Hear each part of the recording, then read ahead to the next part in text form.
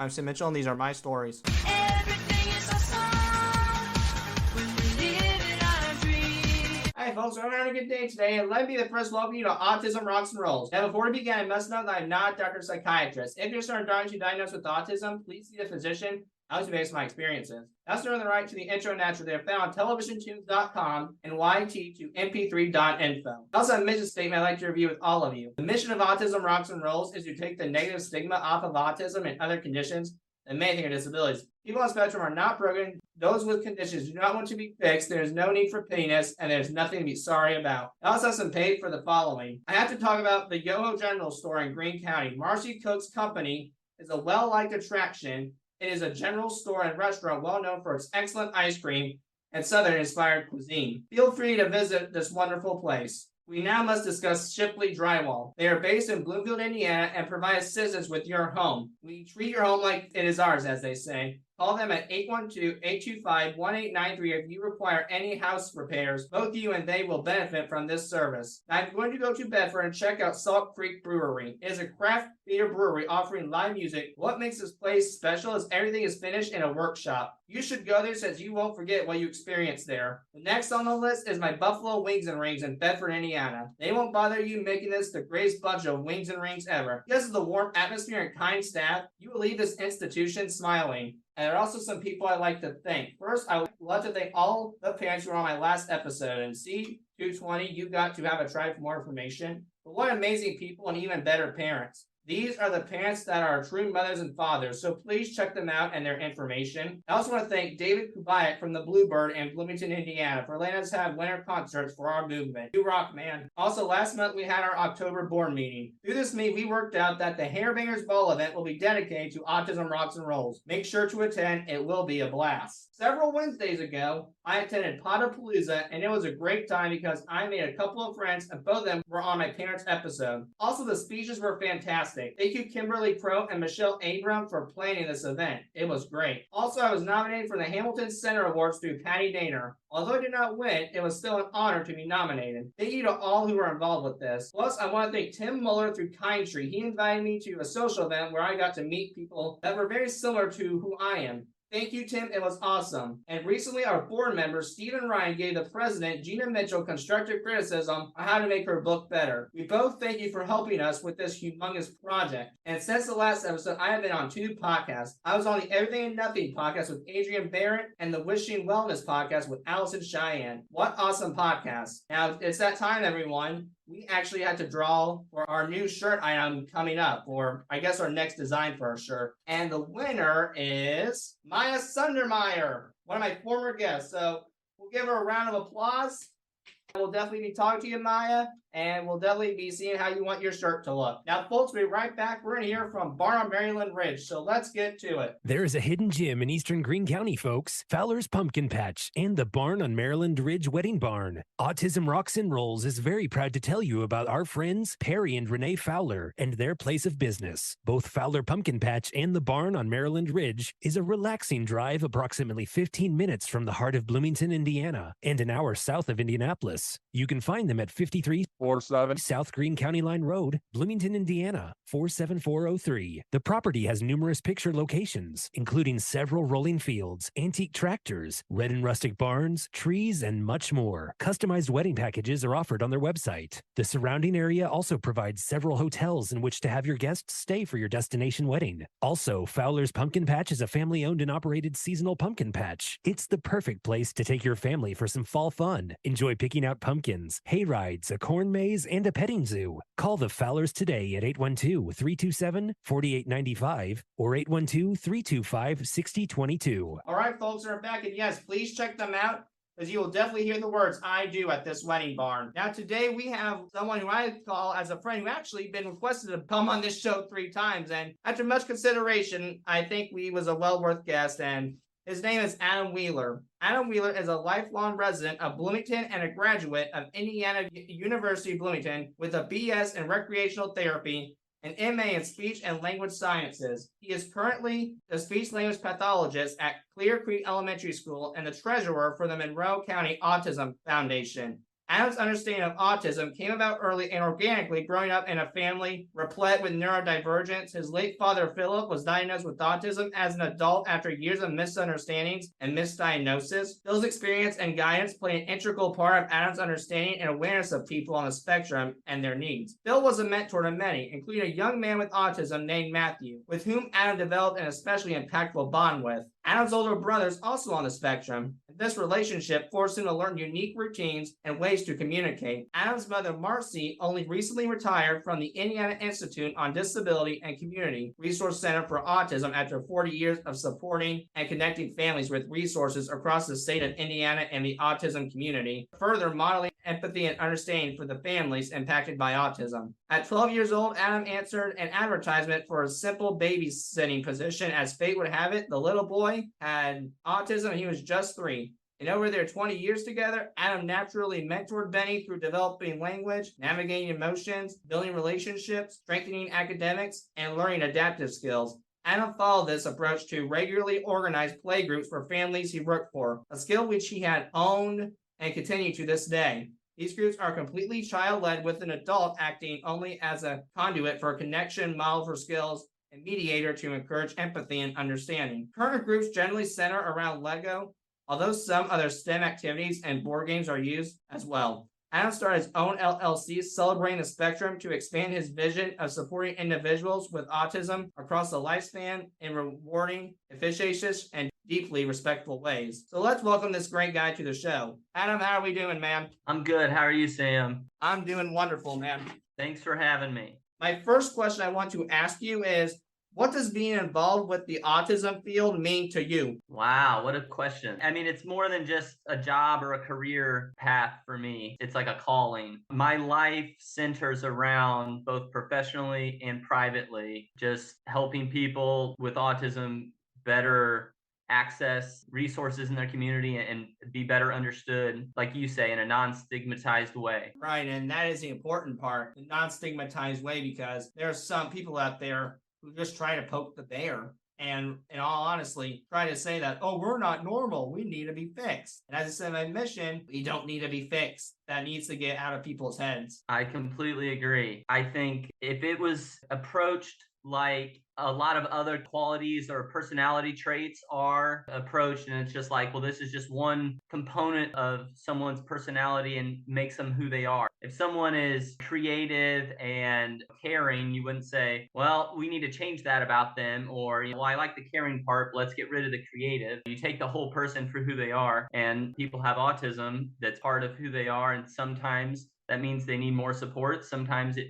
means they need more understanding. What bothers me about it, though, is people say it's them totally. No, it's not. There's more to them than just the autism. Yeah, so there's a great, it's increasing now, but in my undergraduate at the School of Public Health, there's an increased emphasis on the biopsychosocial model. And it looks at the environment and it looks at genetics, but it also looks at how all of it interplays with our environment and how that creates the misunderstandings and the difficulties. It's not necessarily the person. To relate it to somebody with a physical disability, it would be like, well, somebody who's in a wheelchair can't access this building, right? They have a problem. They can't get to this building. Well, maybe the building has the problem, right? The building doesn't have a way for them to get in. So when we frame the way we look and we look at ways to be more understanding and cooperative and provide accommodations, whether that be sensory-based or whether that be skill-based, we open up opportunities for people with autism, which is sadly one of the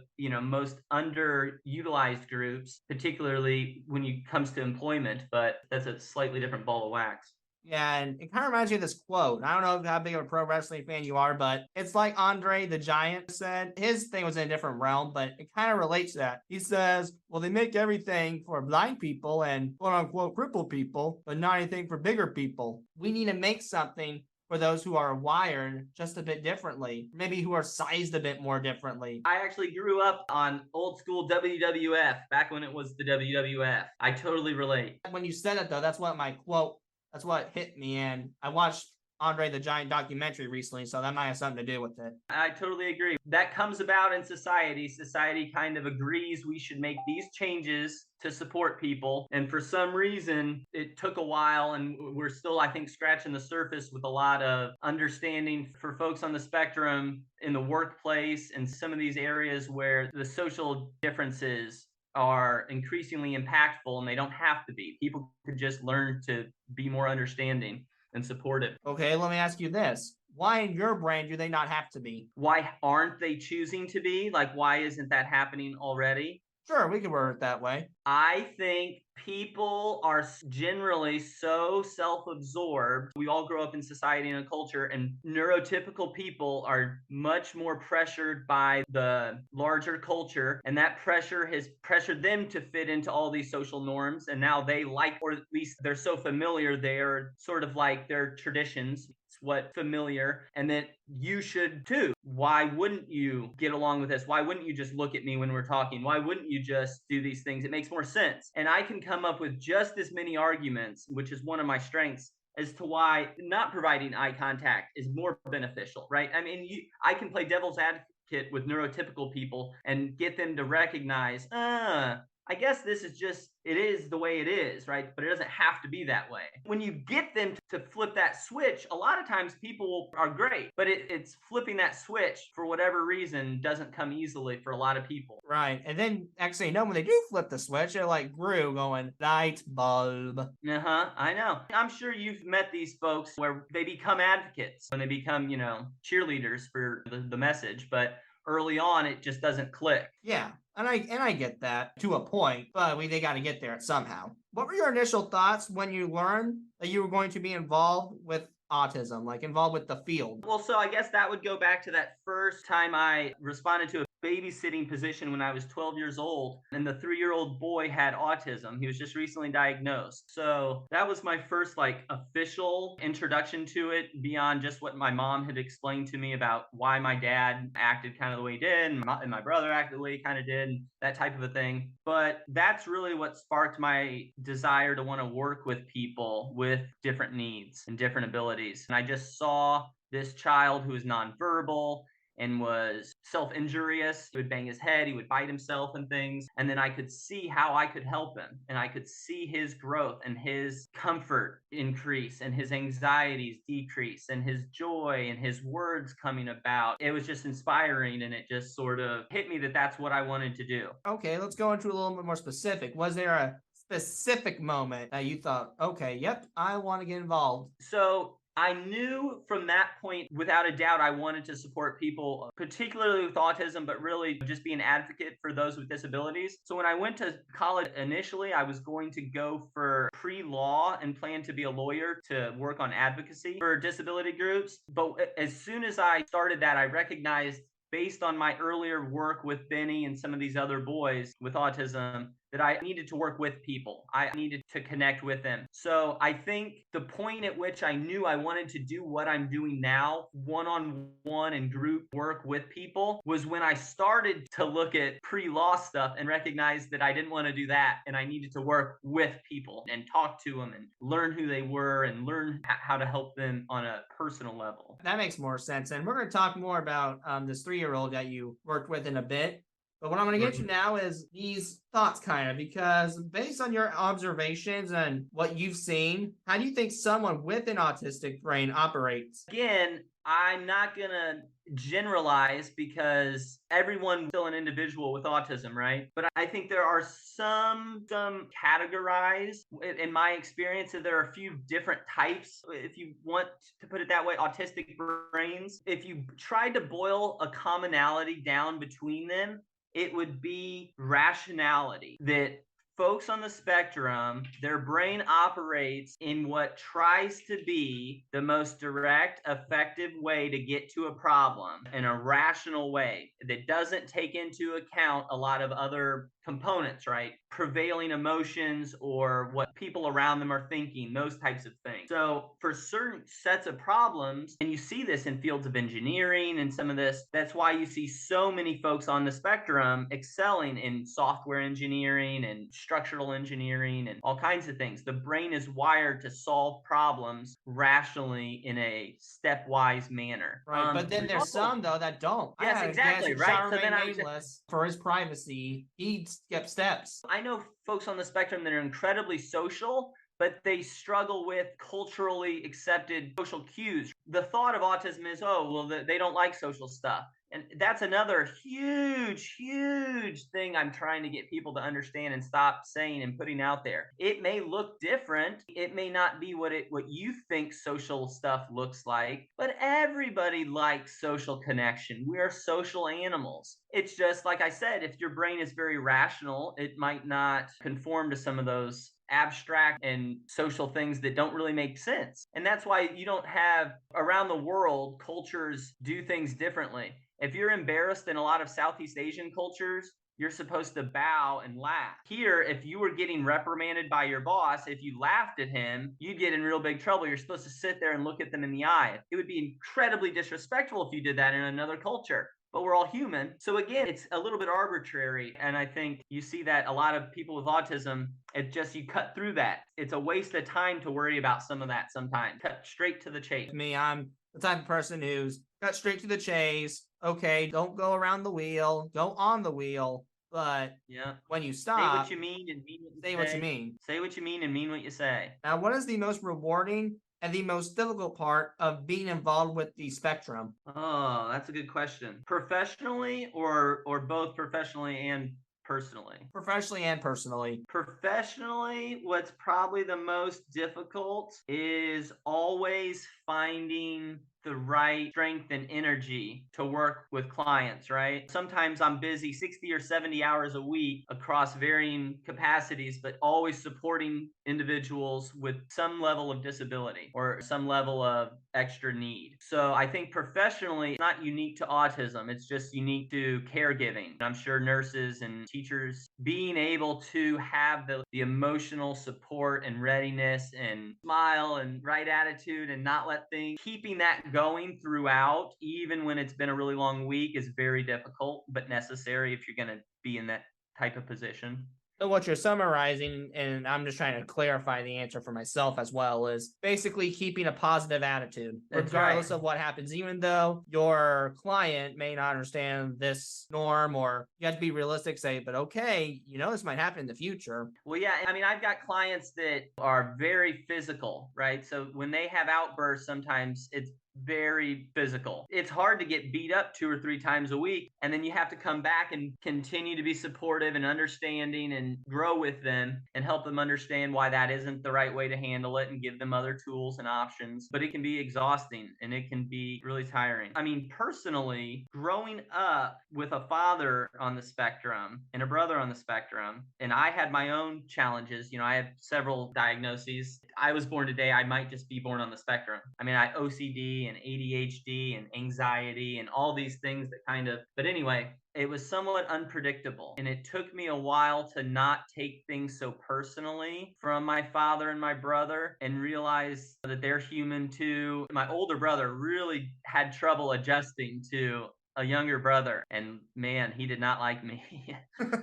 Does he still not like you? We actually get along very, very well now. We get along very well. And part of it is I learned to respect him better and he learned to respect others better. And it was kind of a compromise, like we talked about in the beginning. It's not all one person, right? It's always a matter of understanding and meeting in the middle in some sort of a way. My grandfather would be loving this right now, because trust me, he's a firm believer in meeting in the middle, and he had to do that a lot as Yeah, I was think it's growing up. one thing we're missing a lot of probably today. Oh yeah, it's hard for me to do. I'll admit it. There are some things I'm like, okay, not happening, non-negotiable. I mean, it's Yeah. not me being a ruthless tyrant or a brat. It's just me saying I cannot cope with this, or this is the way it has to be for myself, or the task will not get done. It's like you said, as long as that's not putting undue burden on other people, that's your prerogative. Go at your pace with your supports or whatever, right? As long as your supports don't include screaming at everyone as you get it done, right? So Now- I totally agree with you, Sam. Thank you. Now, what advice would you give to anyone else who is thinking about being involved with autism or in your field? Well, speech language pathology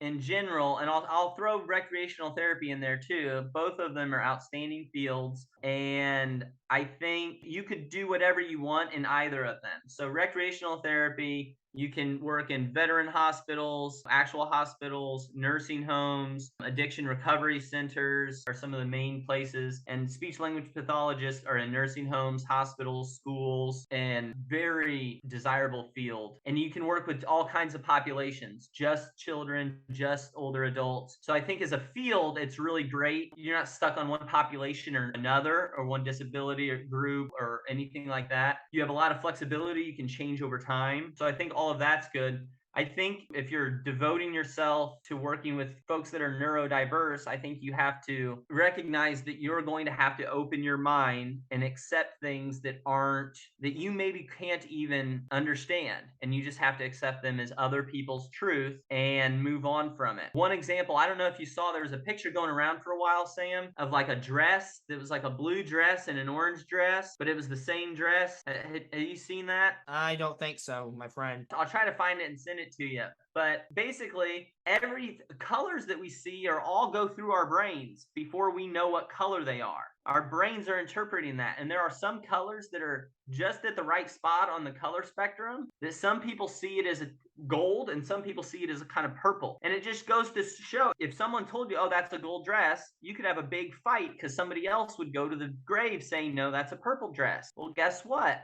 You're both right. And I think that's the message more people need to understand about neurodiverse individuals. There's more than one way to get the same answer. I 100% agree with you. Because someone says something else doesn't mean they're right. And let's be honest here. With that case, my first question is, where's the scientific facts? Where's the scientific facts that states, okay, it's gold. Okay, it's purple. Okay, we can proclaim it. Where's your evidence? So there's what they would use is a spectrometer. They can tell you the gradient. They can tell you the color, but that doesn't mean to the people seeing it. You know, a lot of people have hearing sensitivities, right? And they wear headphones. Well, that's because they hear louder. Noises affect those folks differently. To tell them, no, you don't need those headphones, just get used to it, you'll get used to it, that is like torture. That is not respecting someone's, that's like how they used to make people be right-handed instead of left-handed. It's a form of abuse.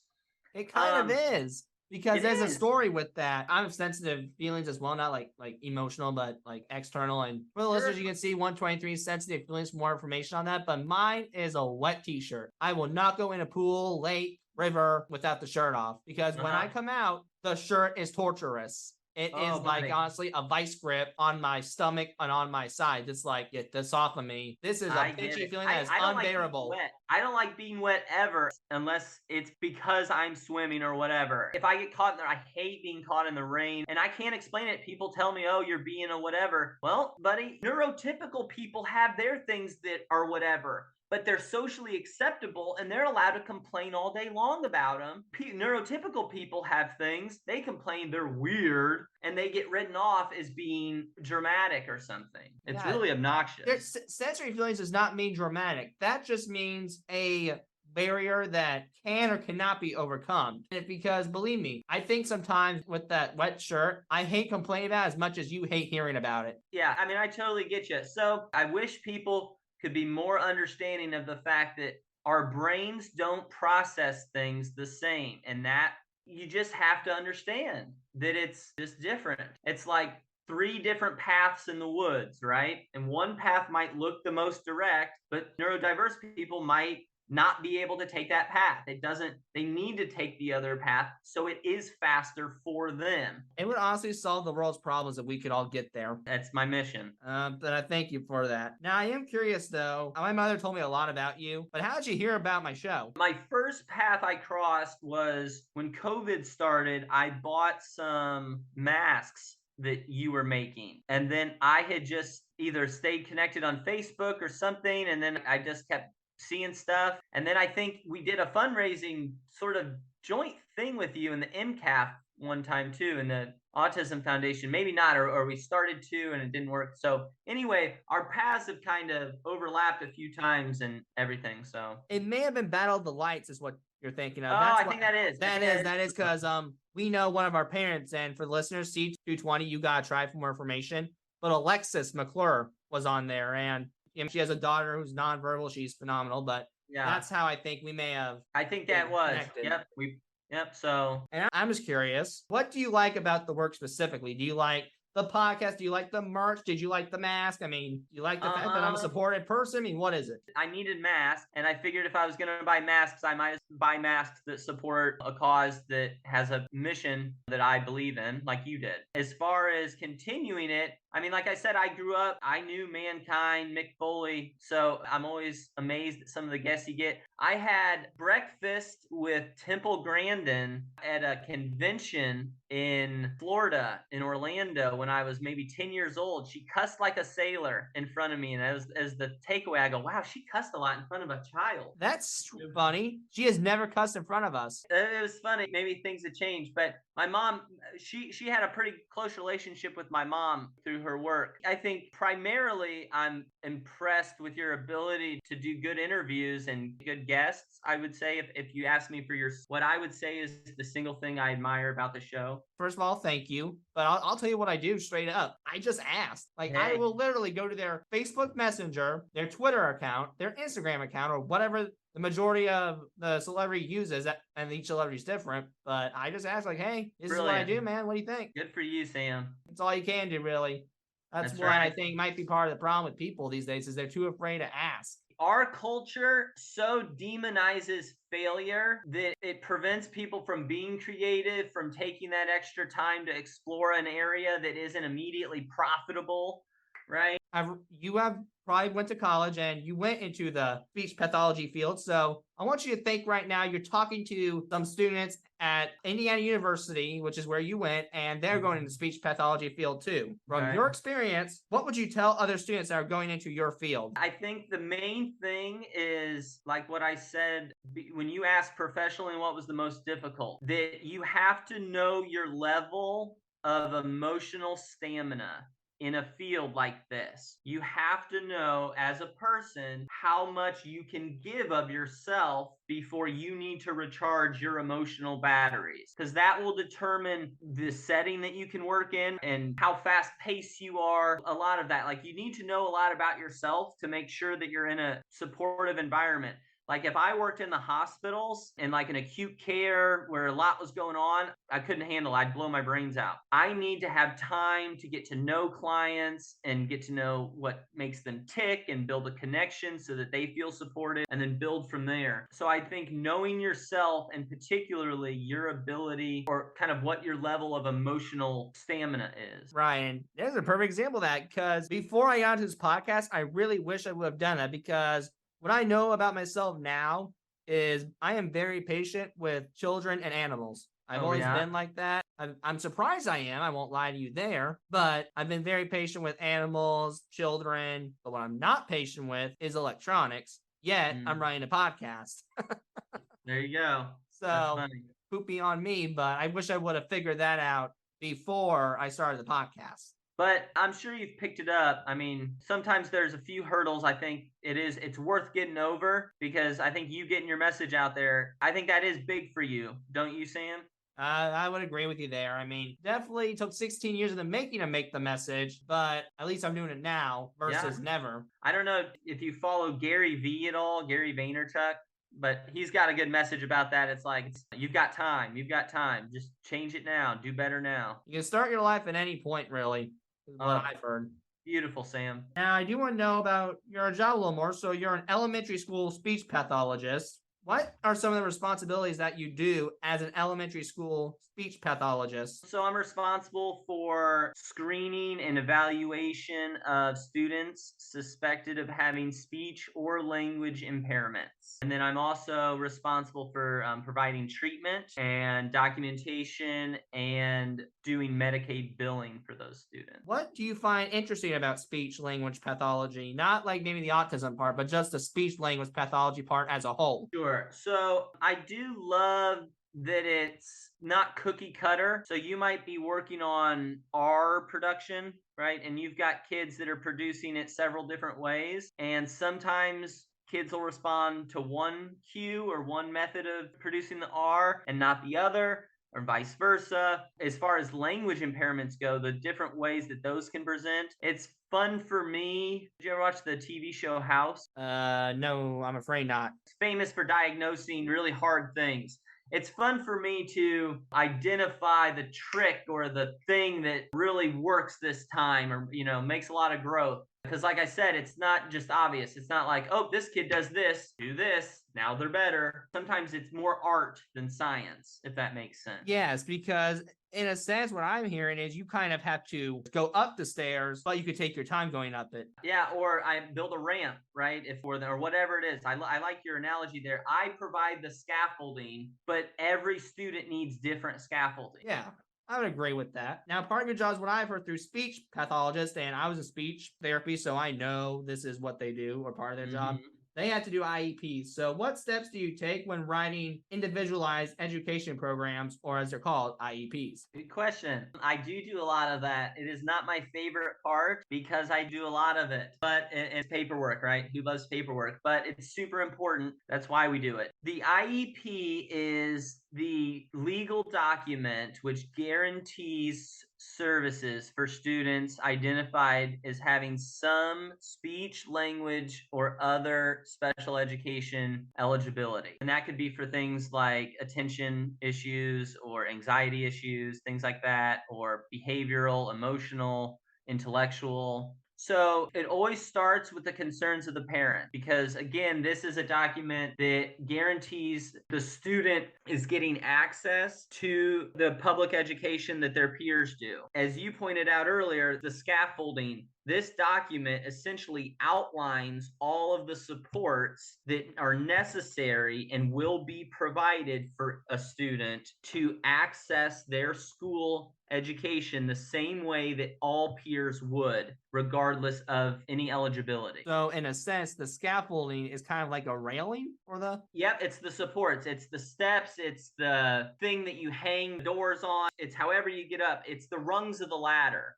Right? It's a matter of, some people can use a regular ladder. Some people need the rungs closer together. Some people need a ramp. The IEP is what tells us what we need to provide the student so that they can have the same education opportunities as everyone else. And that includes developing relevant and attainable and measurable goals. That includes outlining how many minutes will be spent with the student, generally by the week, but it's always different how it's prescribed in there. The level of those supports, whether they'll be group or individual, sometimes it's a combination, right? All of that is outlined. So it's identifying the concerns of the parent, and if the student's old enough, the student as well, and then developing goals and supports, developing goals so that they can address their concerns, and then the supports that are necessary to achieve those goals.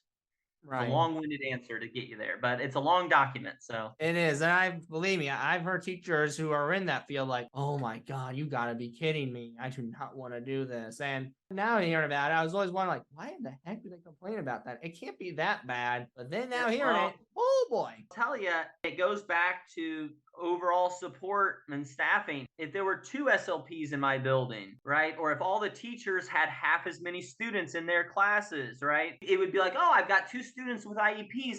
Tell me what I can do to support them. But as it is, the class is overflowing. They've got 6 IEPs and they're going, it's too much. It's too much. So again, we have to see things from both sides, right? And the teachers need more help and support, and the students need more help and support, right? It can be both at the same time. And speaking of both, I want to get more into your job. So I can probably imagine that the worst part of it is getting kicked twice a week. I can probably imagine that's probably being the worst. You don't have to go into that, but I do want to know what is probably, you would say, the most fulfilling part of your job. Well, like I said earlier with the Benny, when I first started working with him, when you see the progress, sometimes, it's like life-changing, right? When you get a kid, they're a communication device, right, that doesn't have verbal speech, and they can start to type on an iPad and it talks for them. They have an actual voice, and you see tears just flow. That's why you do it. For the and that's kid something you do, right? I just want to clarify. That's something you do? Yes, okay. That is, we trial devices. It's always through a company. These are very expensive and very specialized, but we initiate the trial and help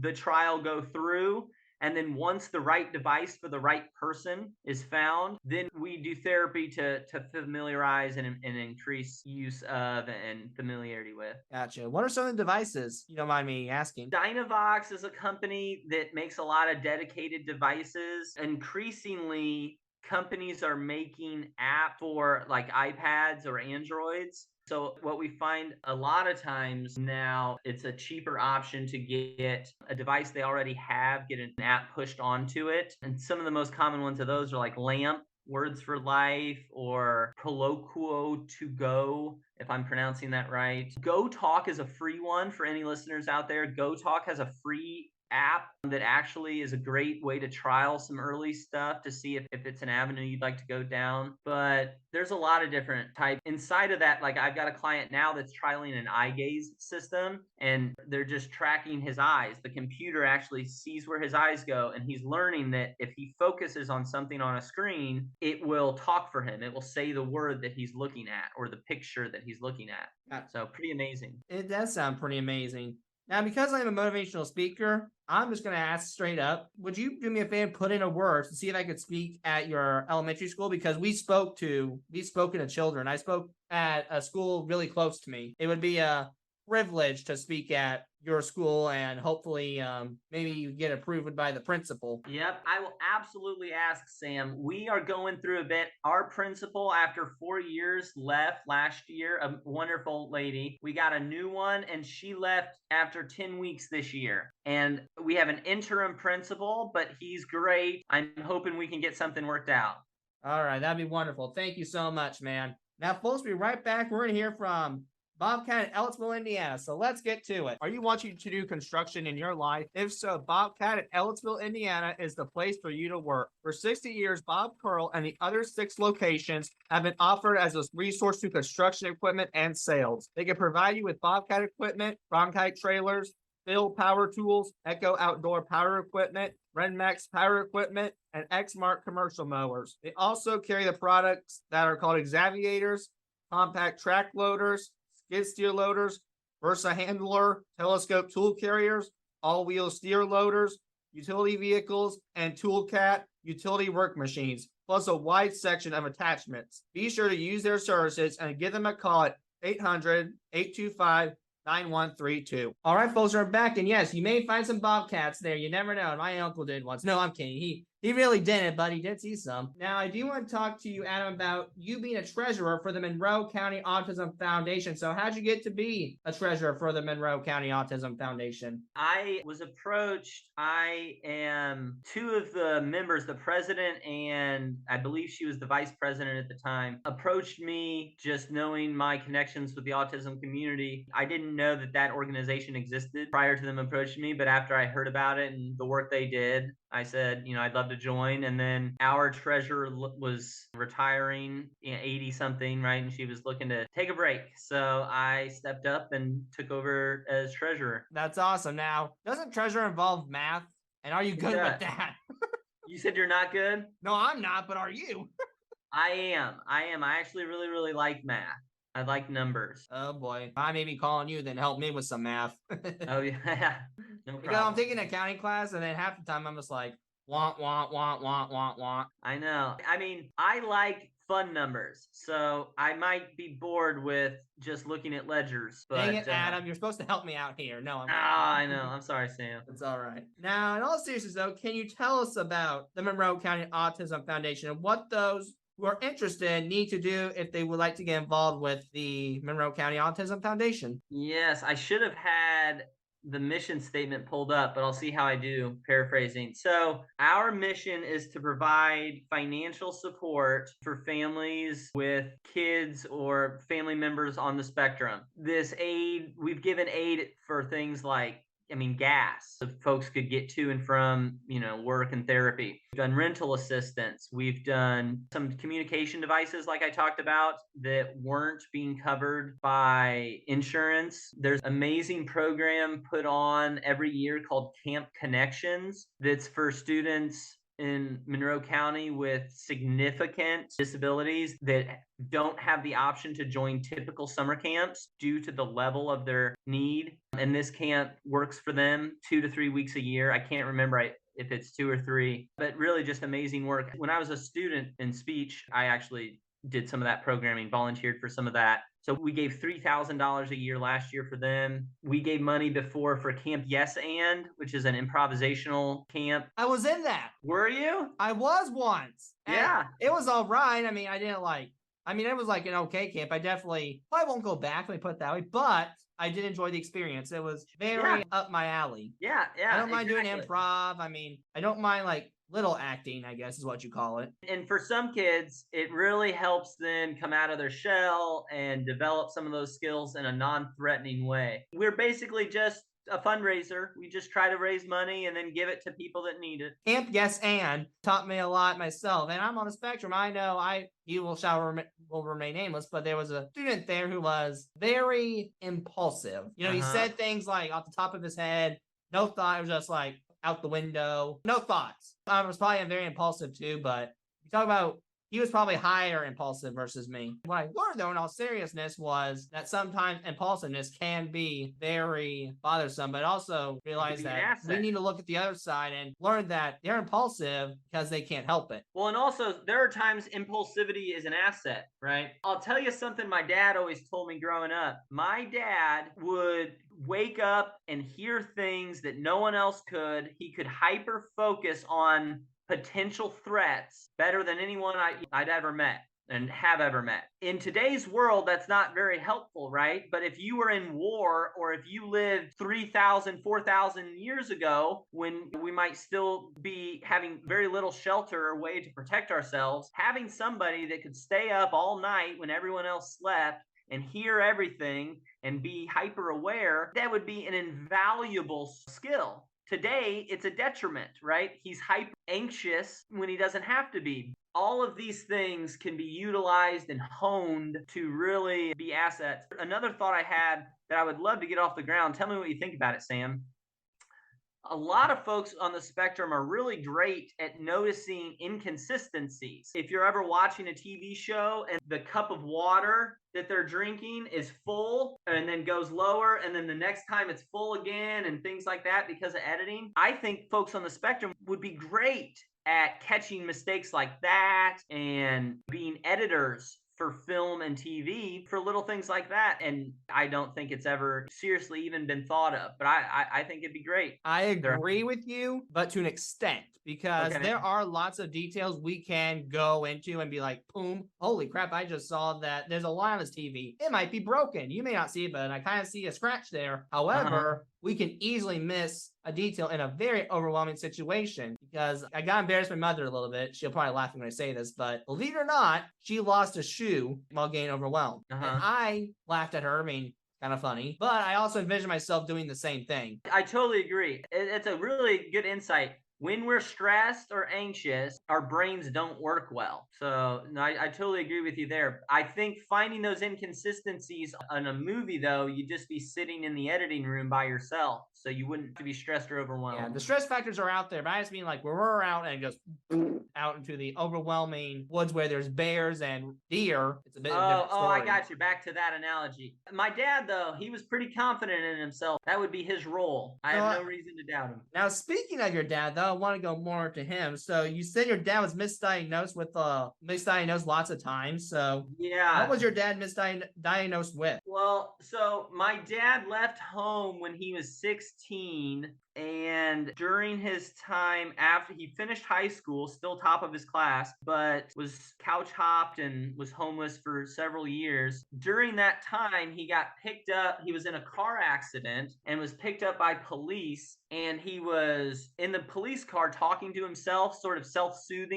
and rocking. The cop didn't understand what was going on and basically was talking to him, and then said, "Oh, sounds like you need to talk to a doctor." Told the doctor of the time, I don't know the year exactly, but this was long before autism was well understood. He was institutionalized. He was actually put in a mental hospital for schizophrenia because they said he talked to himself and he heard voice. He had conversations with himself, because that's how he thought. So that was the big one. And he was in there, I think he said, for 18 months, and they gave him Thorazine. It's a terrible medicine. So that was the initial, but he did learn to play pool very well while he was there. And he actually supported himself while he was homeless for a while playing pool. So a little bit of good came out of that. And then he went on, he was diagnosed, I think, with ADHD and anxiety, and was given stuff, and was given Prozac and Ritalin and different things. And when he was on Ritalin, he took everything apart in the house. There's this great story where he literally took everything apart in the whole house. And my mom came home from work and she freaked out, and he put everything back together, but the TV didn't work. But everything else worked, and he was real proud of himself. But she said something else is wrong. Giving him this medicine just made him go crazy in a different way. Finally got diagnosed, and it's a beautiful story. He said he called up his best friend. He said, "Guess what, Scott?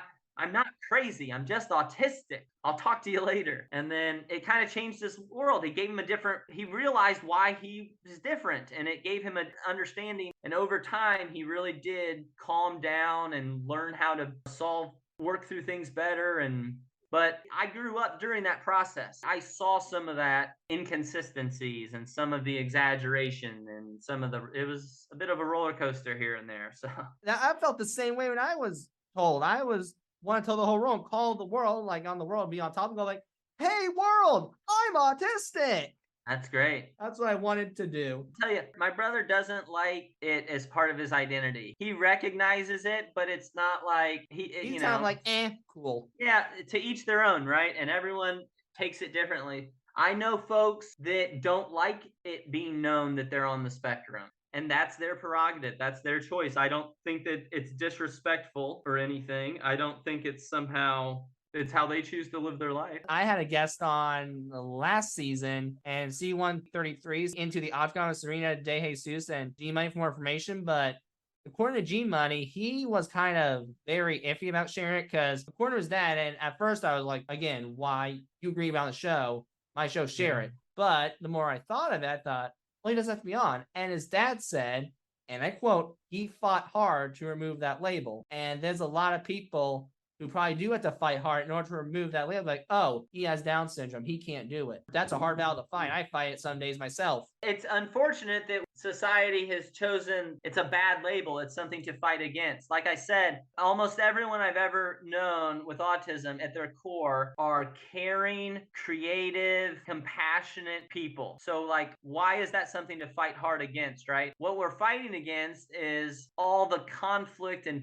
friction that comes about from trying to fit in with a modern world full of sensory overload and rigid neurotypicals that can't accept things being a little bit different. And I think, Adam, I can answer why. And this is just from observations, is when someone fights through so much negativity, it washes out the positivity. That's a good insight, Sam. Now, I do want to know this. So, your older brother, according to you, taught you new routines you had to do and some new ways you had to communicate. So, would you mind sharing us some of the new routines you had to do and some of the new ways you had to communicate? It's nothing too glamorous or glorious, but it's he didn't always say what he meant or meant what he said, right? He didn't want something. He wouldn't tell me. He would wait until he got annoyed with it, and then he would slap me, or whatever. And it's whoa, you could have just said no. But so I learned to read between the lines a lot, and I learned to not take things personal. Early on, I took things personally, and I just hated him. I loved him, and I wanted him to think I was cool. He's my older brother, right? But I had a lot of animosity and a lot of, what's the word? Grudge? Grudge, yeah. I mean, I had a grudge that just built up because it's I didn't understand. But when I learned to be less pushy and be more agreeable and move more at his space and be less loud around him, right? But these weren't things he asked for. These were things I had to just through trial and error figure out work. And I think by being forced to do that so young, both for him and my father for different things, right? I had a lot of reading between the lines it sort of made me like a translator. Like if you grew up in a bilingual home, like a Spanish speaking home, your parents spoke Spanish and you translated for them. It's kind of like I learned to be a translator for folks on the spectrum. I think we need that because autism sometimes is a foreign language. I and agree. It's It's a different. sometimes you say something, but you perceive it so way that the next person's like, what now? Exactly. That word you used, and we talked about it earlier, perception. And it's not just sensory perception, it's your social perception, right? You took that away. I didn't mean it. And you have to just believe me that I didn't. And for some reason, neurotypical people aren't good at that. And I think the reason they're not good at that is neurotypical people, social lives are filled with dishonesty and putting on fronts. Nothing demonstrates that better than, Facebook photos, which have become the new family photo, right? Everyone has to look really great in the family photo, but as soon as it's done, everyone's fighting again. But you show everyone the perfect family photo, not the fighting. I think everyone should embrace the fighting, figure out why you're fighting, and then you can move on, right? And you have a happier family. But I think the same thing can be said across working with folks on the spectrum. You find the understanding, you meet them where they're at, and then you get at the root of the problem. And the root of the problem, a lot of times, is the environment. It's not the individual. It's a little bit the individual, generally, but a lot of times a big part is the environment. Now, you know about your friend Benny. So, can you tell me about Benny, your friend, and how you got to mentor him? I had a paper out for years and I was tired of getting up early. So in 6th grade, I answered an ad for a babysitter for a 3-year-old who needed a playmate. Didn't say anything about autism. Within a year, I got trained in ABA therapy, but back then it was just called Lovaz, named after the guy I think that had recently sort of tailored it to autism therapy. And then sunrise therapy and some other things through his mom. I was immersed in a lot of different techniques. And Reach High, Audra, who founded Reach High, actually worked with him too. So I had a relationship with her as he was growing up. And I still see him every Christmas. We spend Christmas morning together. We go over there. He's a successful lube technician and he's certified to do more than that. So from starting as someone who is nonverbal and self-injurious to someone who's graduated college and is self-sufficient and happy. Yeah. Can't And I ask for think, anything if I better. remember correctly, I think Reach High sponsors me. Is that right? I think so. But speaking of the sponsors, we actually got to hear from another one. It's not Reach High. It'll be Rise Autism Therapy Services. So let's take a listen. Rise is a new ABA center committed to serving children and teenagers from 2 to 16 in Bloomington and Evansville, Indiana. They value quality of care over anything else. That is why their BCBAs have small caseloads so that your child is a priority. We are dedicated to supporting families in our community to make an impact that is lasting. The small clinic size allows them to be available for you. They want to help make your family's life better and more enjoyable. To book a session, call them at 812-287-8561. Or if you have any questions, please email them at admin@riseautism.com. All right, everyone, and we're back. And yes, you'll definitely rise to the occasion if you check them out. Now, Anna, when I did your research, I found this acronym for the Monroe County Autism Foundation. It's autism, and it stands for always unique, totally intelligent, sometimes mysterious. So what does this autism acronym mean to you? And how can more people understand the autism acronym? I think you hit the nail on the head with the unique and mysterious, right? And that's kind of what I was getting at earlier, that I like working with folks to find that switch to flip and help find how to get goals met and skills developed. But all people deserve respect, and people with autism are no different. Like, it's not rocket science. I think just recognizing that autism doesn't define people. One person with autism is not going to fit into the same box that another person with autism does just because they also have autism. And I think that acronym speaks to that. Now, I want to talk more about these play groups. So I will also say your sponsor Rise does great work, and I have clients that work with them too. So I'm gonna just little shout out there too. all righty, man, that is A-okay. So how did these play groups you started come about? So they came about pretty organically. I organized play groups over the years with different families, first with Benny and then with other families as he got older and he didn't really need support from me like he used to. So I kept working with other families, but always would continue playgroups, whether it was at Bryan Park, if we were working primarily on physical type social activities, right? If the group was kids that like to play tag and like to hide and seek and swing and that type of a thing, at times the group would morph to very video game based. It always follow the kids' interest because I was working with these individual kids. And what I recognized is those kids will work harder for peers than they will for adults, just like any kids will.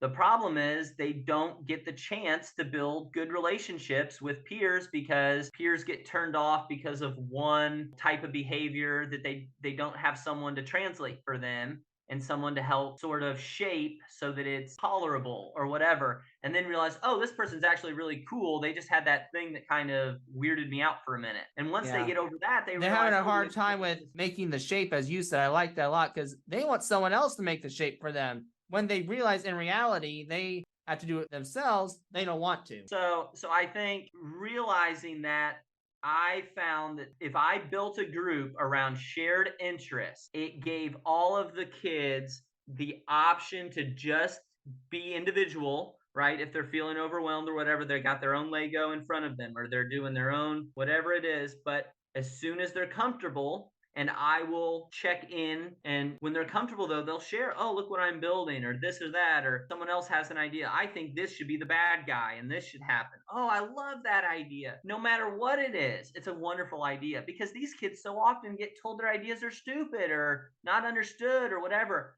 I don't care what it is, as long as it's, like we said earlier, as long as it's not a burden to somebody else. Let's explore it. Let's wonder and look under. I agree. But my question is, because of that fear, do you sometimes have to pull kids out and be like, okay, it's, you know what? It's okay. I love your idea. I love it. I love it. And because they're not used to it, they are like, well, this idea sucks for the most part. Do you have to pull it out of them because they're afraid to speak about their idea sometimes? Absolutely. Early on, especially, but that's what the group culture that I build is so important, that all the kids know it's a safe place and they can say anything. And even if one of the other kids may say or do something, like laugh or do something early on, I very quickly, in a kind way, let that other friend know and maybe use an analogy or remember another time that was important to them. Say, hey, you wouldn't like this happening to you in this way. Let's move forward in a more positive and kind manner. And very, very quickly, they all become very respectful of each other. Like, I got kids that hate potty humor. And if one of the other kids goes with a potty humor joke, the other kid used to grunt and grumble and get real mad. Now he just reminds them gently, and the other's like, oops, sorry, forgot, goes right back to it. If that kid's not there one week, they're allowed to do potty humor. Early on, though, everyone was afraid. That's what I'm there for, just to work out the kinks. The kids do all the work. I just facilitate. And it seems like, and I'm just curious, have friendships been made out of these play groups?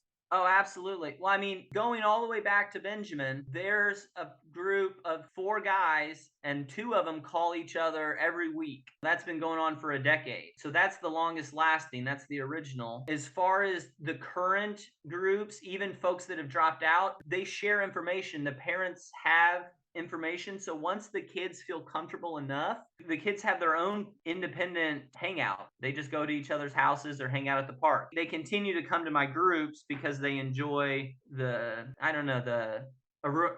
trying to think of the right word. Atmosphere. The ambiance. The atmosphere. Atmosphere. Thank you. Thank you, Sam. Problem. I'll be honest with you. I wish I would have found that like a while back ago or a long time ago, because I've never been included into a big group up until the year of 2022. The biggest first inclusive group, I would say, was at the time I went to Podfest, because while it was awesome and the podcasts were great and I made awesome friends, everyone there was very polite and just wanted to hear more about you. And I know it's part of their business and part of their job, but it also seemed very genuine. Like, you're like, oh, I really want to know about you, man. It can be both. I'm just trying to state that it was genuine wanting to know you versus trying to, you heard the phrase blow smoke, right? Oh, yeah. That's what I've had to deal with, but I went to Podfest, not like that at all. It was very new and very weird. And Sam, I think that's another really good point, is that too much in the field of working with folks with special needs, people look at it, like you said, that it's like not pity exactly, but we're trying to, I don't know, I kind of lost it there. Something you were saying made me think about that people, it's kind of patronizing. Sometimes therapy can be kind of patronizing, or you can be like, oh yeah, that's a great idea, but you really don't like it. Even if kids have ideas that I personally don't think or isn't the way I would go about it, I open my mind to celebrate their idea genuinely. Whereas a lot of times I think folks are like, oh, that's so da-da, but they don't really mean it. And kids pick up on that, even if they're on the spectrum, right? I mean, you have to genuinely admire these kids and what Yeah, they're and doing. to be honest with you, it's kind of funny. I tried to tell me, dude, that's the dumbest idea I've heard, versus faking like, oh, that's great. And Lena, I deal with this a lot. I deal with it with a friend. You'll probably know who I am. It's actually one of my guests.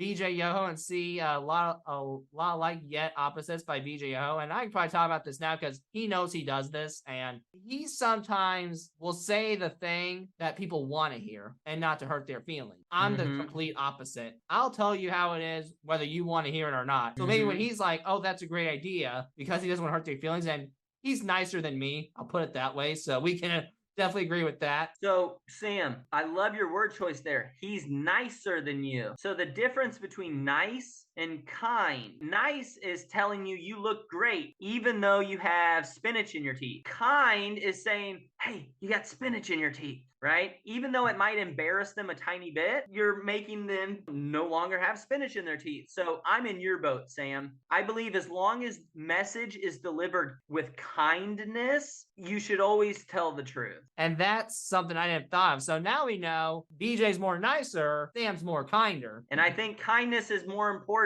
because nice can be fake. Kindness is genuine, right? I'm telling you this because it might upset you, but I'm still telling you because I care about helping you in a way I want to. And I'm willing for you to be mad at me because I care that much. I agree with that, but the only problem is I think others don't perceive it that way. They take it very personally. Which goes back to perception, Sam. All goes back to changing people's perceptions. I love it. Thank you so much. Now, folks, we'll be right back ready from another sponsor, and it's another autism one. It's Unlocking the Spectrum. So let's get to it. At Unlocking the Spectrum, we are committed to making the highest quality ABA therapy accessible to all children with autism. We pride ourselves in offering fun, compassionate, and data-driven programs for individuals with autism and unparalleled support for their families. Our personalized approach means that every unique child is given just what they need to reach their maximum potential. We are so happy to support Sam in his mission of taking the stigma off of autism. You can learn more about our services and employment opportunities in both Indiana and Texas at unlockingthespectrum.com or by calling 855-INFO-UTS.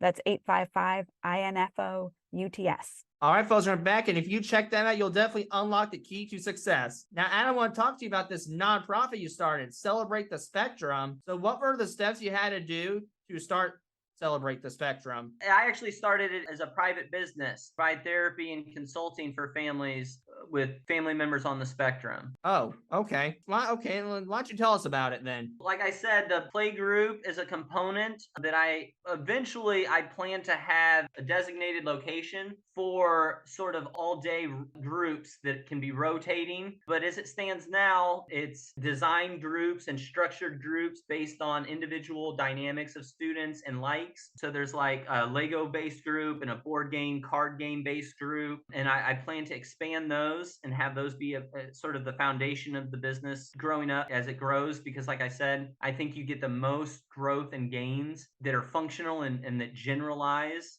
when you do it play-based and making those friendships, which are invaluable. I also just do one-on-one therapy in home for folks and consult with families to give a different viewpoint. Like I said, to change perception, to maybe help parents understand why their child might be doing something a certain way and how we can support them rather than make them feel bad for whatever it is that they're doing that's part of who they are. And I did hear online you won the Gross Lewis Scholarship.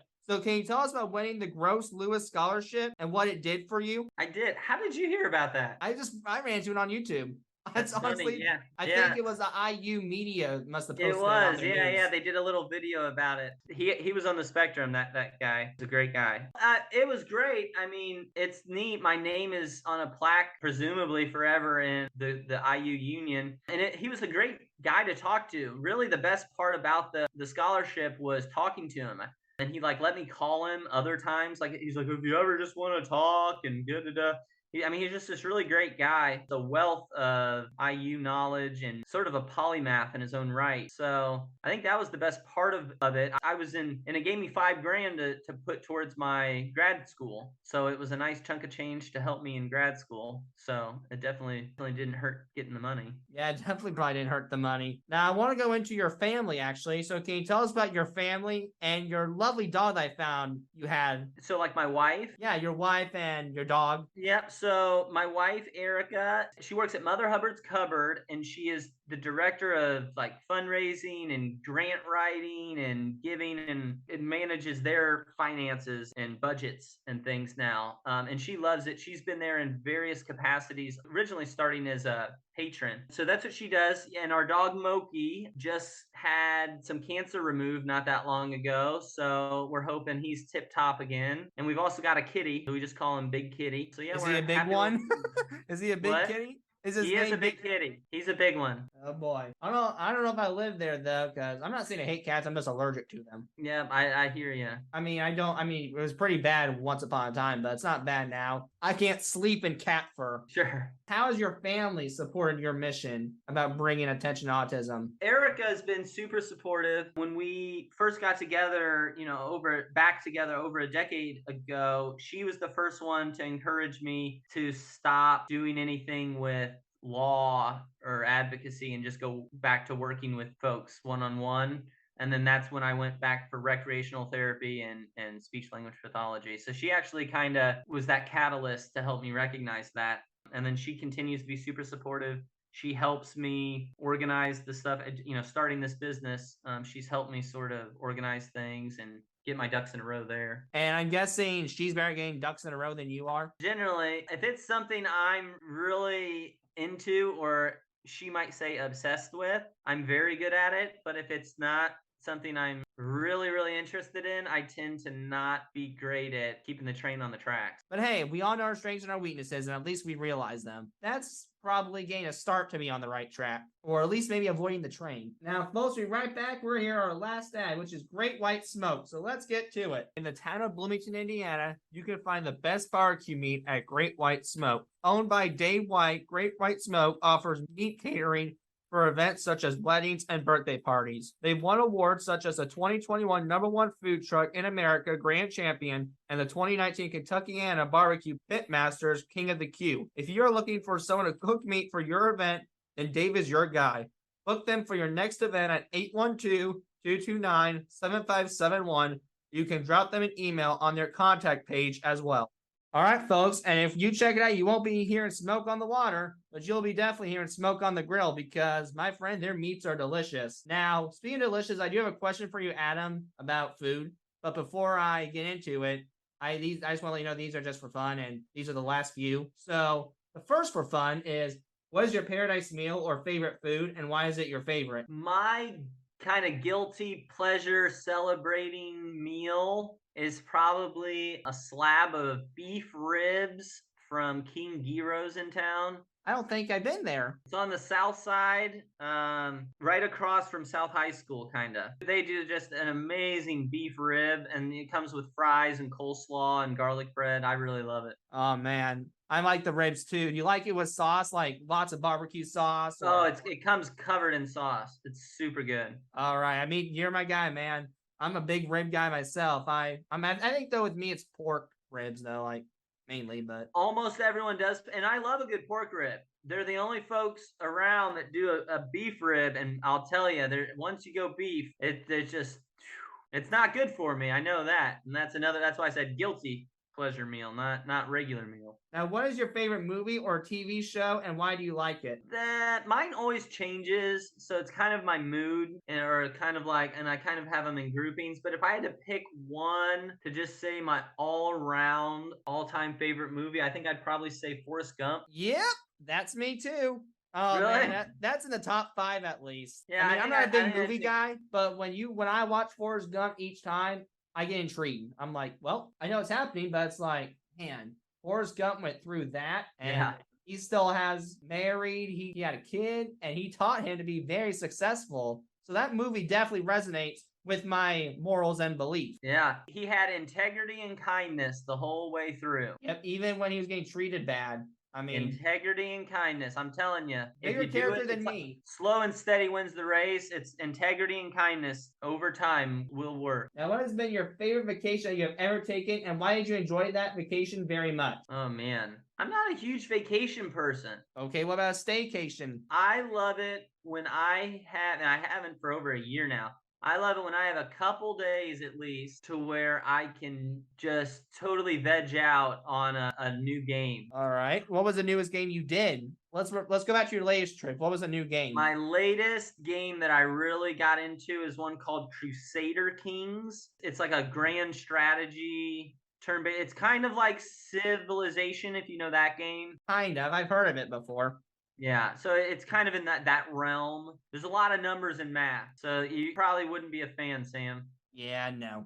When you said the word math, I was like, I'm out. Now, my final question is, are there any good memories that you want to tell our viewers about? If you do, why do you remember that memory the most? Now, before I answer, though, I want you to end with like a good memory that made you just feel good inside. You forgot about all the world's distractions, but then a funny memory that made you about fall on the floor laughing. And it can be with your wife, it can be with your job, it can be with your kids, with your dog. Your call, you want to answer it, man. Oh man, that's such a huge question.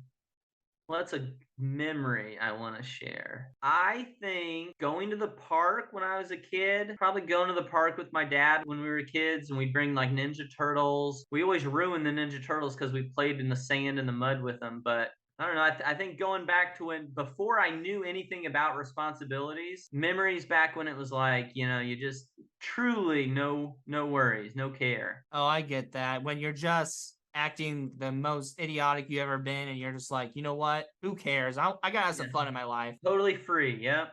Yep, I get that.